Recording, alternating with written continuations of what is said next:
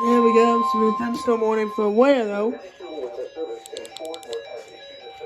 Storm warning for southeastern Wise County in north-central Texas, northeastern Parker County in north-central Texas, northwestern Tarrant County in north-central Texas until 10:45 p.m. Central Daylight Time. What? Activate strobe. 9:55 p.m. Central Daylight Time. I'm not gonna activate the actual strobe. Thunderstorm was located over Springtown or near Briar, moving east at 35 miles per hour.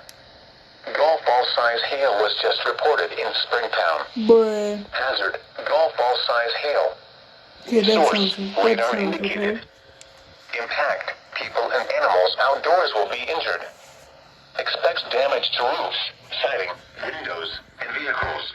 Locations impacted include Fort Worth, Weatherford, Azle, Lake Worth, Eagle Mountain, Briar, Pecan Acres, Willow Park, Reno, Springtown, Hudson Oaks, Pelican Bay, Rome, Haslett, New Fairview, Aurora, Boyd, Lakeside, and No, really? For your protection, get inside a sturdy structure and stay away from windows. Doubleheader?